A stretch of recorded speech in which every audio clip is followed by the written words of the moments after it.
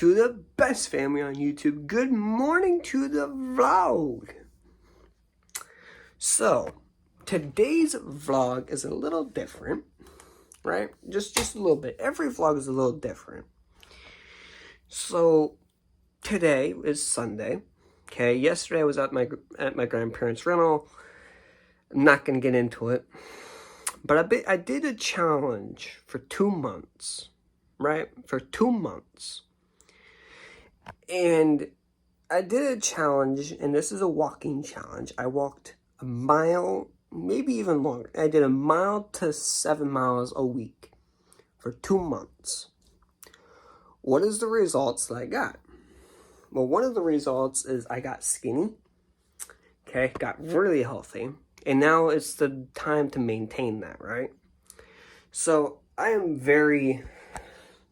built scrawny, right? I'm very built scrawny. I've been scrawny for my whole life, basically my whole life. Then when I was in my prime, back when I was in high school, right? High school days, I was very, very, very healthy, very skinny, very motivating, very easy to do things, right?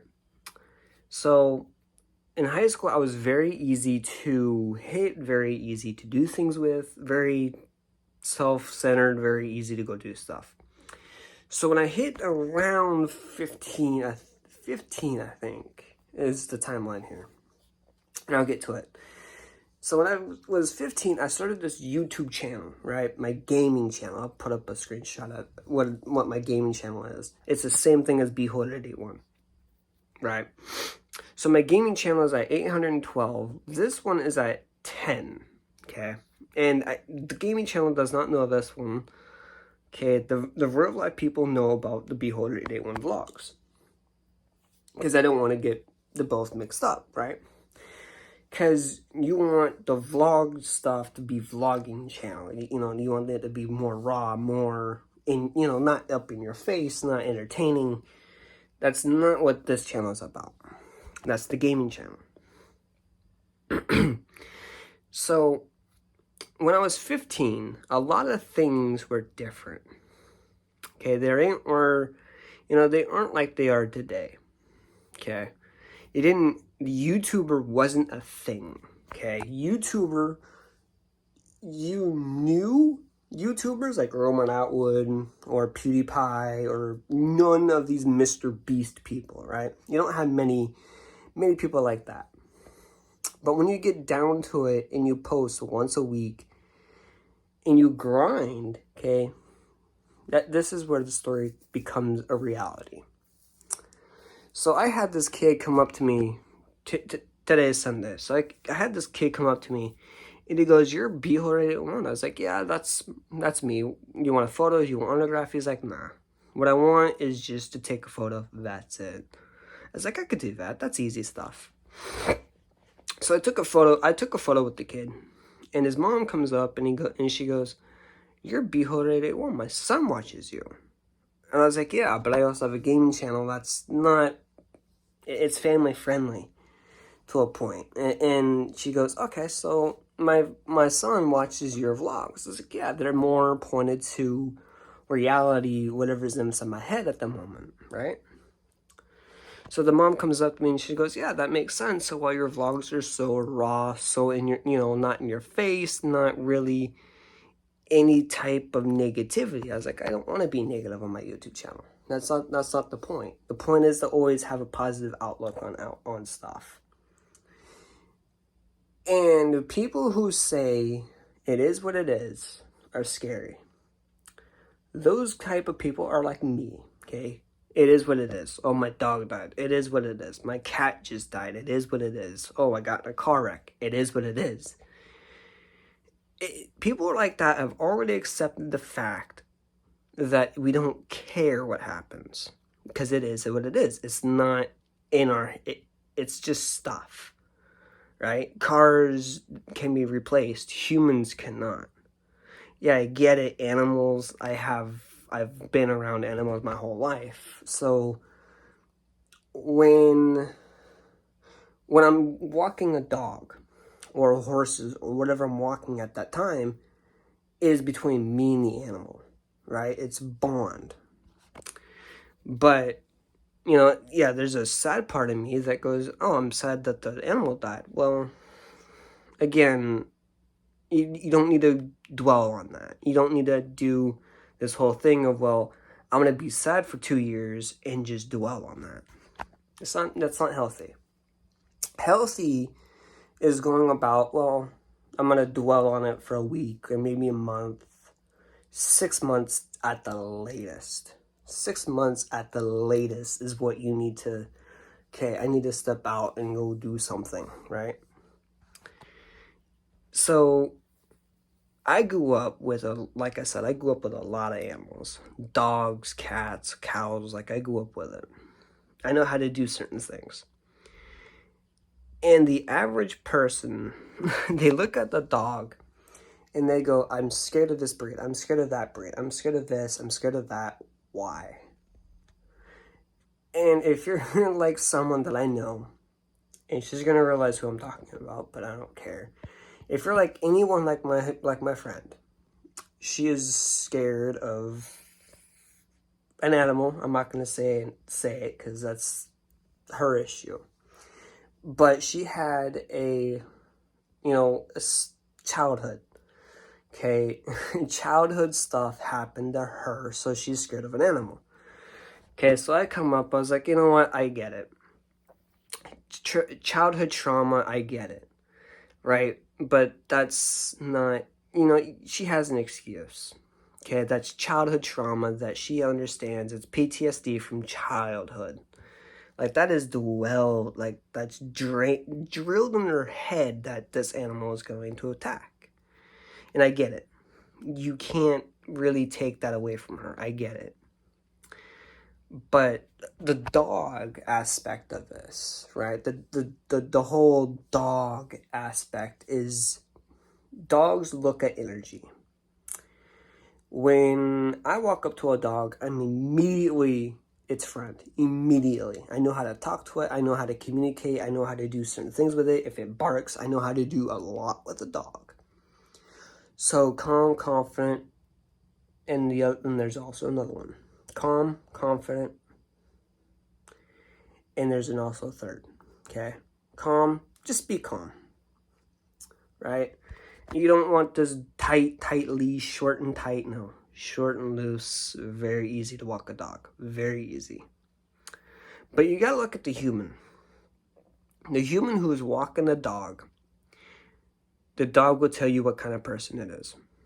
Okay, if the dog is in front of the person, that dog is the pack leader. If the dog is behind them, okay, they're tired or they're in a follower state. Okay, they're learning. But if the dog is right beside them, that dog has learned to walk beside him and it's well trained. Now look at the difference between an actual dog who is aggressive. Aggressive dogs are more or less very, very, you'll know.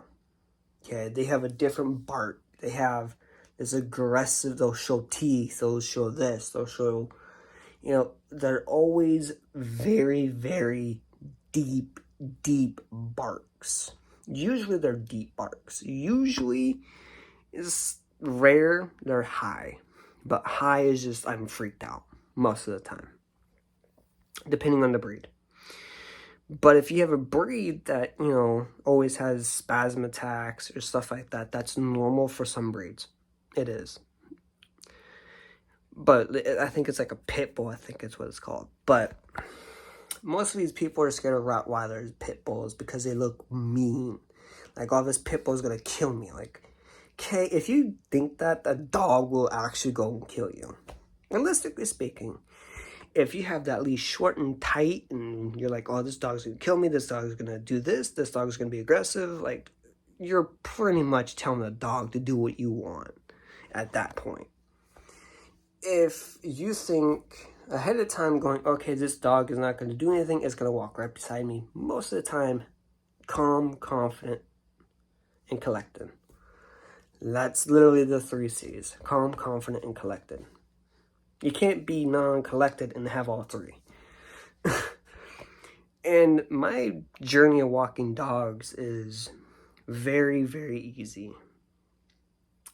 Because again, I'm calm, confident, and collected. Because I'm looking at I'm not always looking at the dog. Whatever the dog does is what a dog does. But sometimes I let him go out and then I bring him back in because I want him right by my side. I don't care if you go up, but return to my side. That's that's realistically what I'm training a dog. Is I don't care if you go up and smell roses, but as soon as I come right back in front of you, you need to be right by my side. That's what realistically I'm teaching a dog. Whenever I have him walk in front of me or her. And I was working with this one dog. This one dog is very loving, but the owner, I was like, I can make this dog really aggressive. I can make it bark at people nonstop until I could do a lot. And she goes, no, I don't want this. I was like, I know you don't, because you want a calm dog. Like, a calm dog is a safe environment. And you could tell this dog is a very mama's boy. You can tell. So I was working with him, and I was like, okay, yeah, this dog is very easy to work with. Okay, this is not normal. So then I started doing stuff with him. I was like, okay, I know where I step. Okay, if he gets mad a certain way, I know, right? So I was working with him. I was like, okay, well, I'm gonna work with him in this way. So walking is a very easy thing for me. This dog was always in front of me. By the end of the walk, this dog was right next to me.